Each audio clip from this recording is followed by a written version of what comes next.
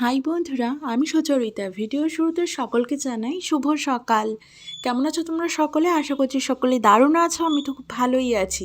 আজ আমি তোমাদের সকলের সঙ্গে শেয়ার করছি শীতকালের উপযোগী একটা রেসিপি। উপকরণের মধ্যে প্রথমেই নিয়েছি পেঁয়াজ বাটা, ধনেপাতা কুচি, কাঁচা লঙ্কা কুচি, আদা কুচি, নিয়েছি আমি জয়িত্রী, রসুন বাটা, ধনে গুঁড়ো, গোলমরিচের গুঁড়ো, কাঁচা লঙ্কা বাটা, নিয়েছি নুন, আর নিয়েছি স্বাদমতো সর্ষের তেল আর টক দই, আর নিয়েছি চিকেন। তো চলো শেয়ার করে ফেলি আজকের রেসিপি। দারুণ স্বাদের পাকিস্তানি একটা রেসিপি শেয়ার করছি।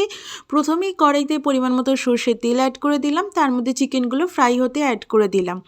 কোনো রকমের নুন বা হলুদ গুঁড়ো দেবার প্রয়োজন নেই, চিকেনগুলো নর্মালি কিন্তু তেলে ফ্রাই করতে হবে। তো দেখো খুব সহজে কিন্তু চিকেনগুলো ফ্রাই হয়ে যাবে। আর চিকেনগুলো ফ্রাই করার সময় কিন্তু মনে রাখতে হবে খুব একটা কিন্তু লালচে ভাব ধরতে দেওয়া যাবে না, খুব লাইট ফ্রাই করতে হবে সম্পূর্ণ চিকেনগুলোকে।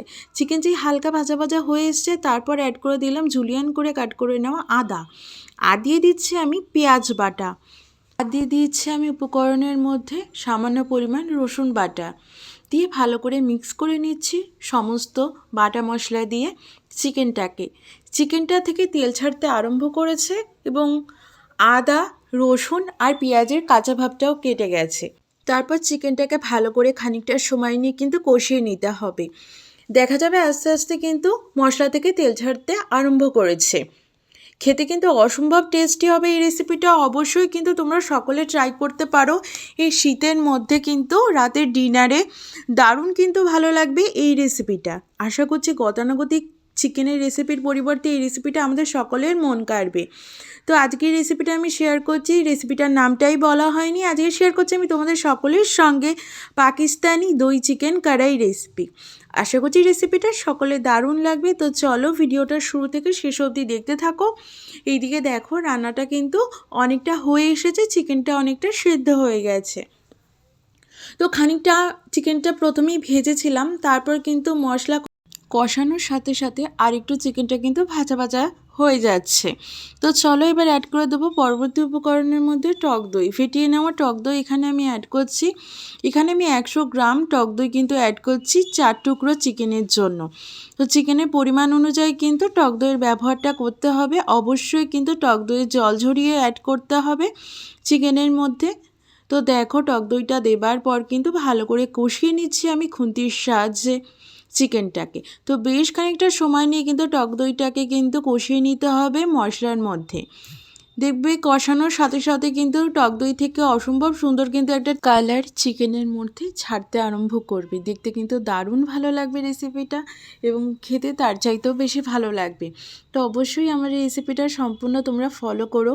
আশা করছি সকলে দারুণ লাগবে। এদিকে দেখো চিকেনের মধ্যে কিন্তু টক দইটা জমে একদম ক্ষীর হয়ে গেছে, দারুণ সুন্দর কিন্তু মিক্স হয়ে গেছে এবং তেল ছাড়তে আরম্ভ করেছে।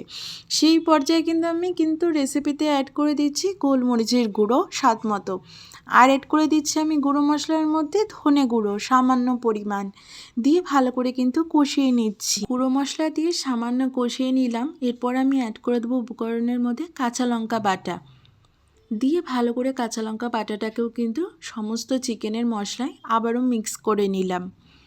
দিয়ে এরপর আমি উপকরণের মধ্যে সবশেষে অ্যাড করে দেব সামান্য পরিমাণ স্বাদ মতো নুন।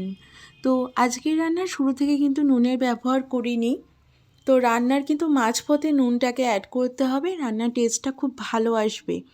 তো এখানে দেখো আবারও কিন্তু ঠিক একই প্রসেসে সমস্ত মশলার মধ্যে কিন্তু চিকেনটাকে ভালো করে একটু কষিয়ে নিতে হবে। তো দেখো বেশ খানিকক্ষণ সময় ধরে কষিয়ে নেওয়ার পর চিকেনে এরকম একটা কালার আসতে আরম্ভ করবে।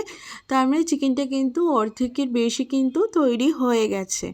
এরপর তো আমি উপর থেকে পরিমাণ মতো ধনেপাতা কুচি আর পরিমাণ মতো কাঁচা লঙ্কা অ্যাড করে দেব। তো এখানে আমি উপকরণের মধ্যে ছিঁড়া কাঁচা লঙ্কা আজকে রান্নার ক্ষেত্রে ইউজ করছি, রান্নার স্বাদটা খুব ভালো আসে। এরপর আমি উপকরণের মধ্যে অ্যাড করে দেব সামান্য পরিমাণ জুলিয়ান করে কাট করে নেওয়া আদা কুচি, দিয়ে বেশ খানিকক্ষণ সময় ধরে কিন্তু কষিয়ে নিতে হবে সম্পূর্ণ চিকেনের মধ্যে সমস্ত মশলাগুলোকে। অবশ্যই রেসিপিটা সম্পূর্ণ কিন্তু শুরু থেকে শেষ অবধি দেখো, আশা করছি সকলের খুব ভালো লাগবে। দিয়ে দিলাম আমি জুলিয়ান করে কাট করে নেওয়া আদা, দিয়ে এরপর ভালো করে কিন্তু একটু কষিয়ে নেব এবং বেশ খানিকক্ষণ সময় ধরে কিন্তু কষতে সময় দেব।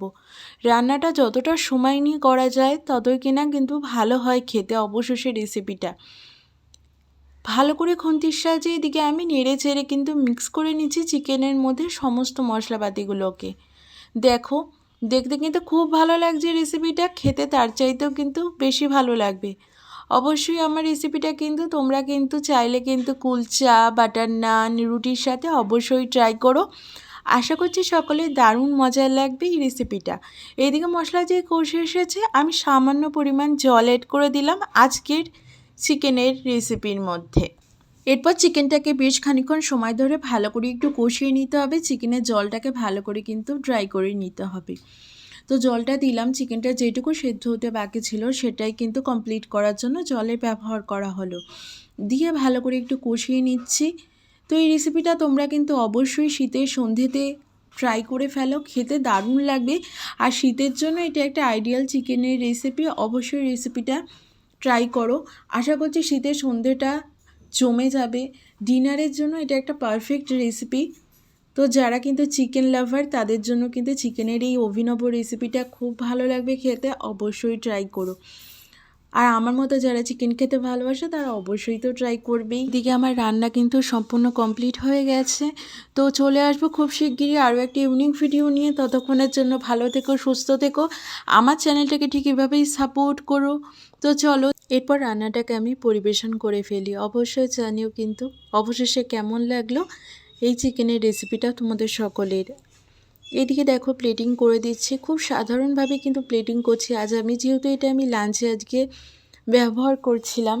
তো রবিবার স্পেশাল লাঞ্চে, তো লাঞ্চের ক্ষেত্রে ব্যবহার করব, তাই কিন্তু আমি সাদা ভাতটাকে কিন্তু চুজ করেছি। তোমরা চাইলে কিন্তু লেমন রাইস, এছাড়া কিন্তু জিরা রাইস, ফ্রাইড রাইসের সাথে অনায়াসে কিন্তু ট্রাই করতে পারো এই রেসিপিটাকে, দারুণ ভালো লাগবে।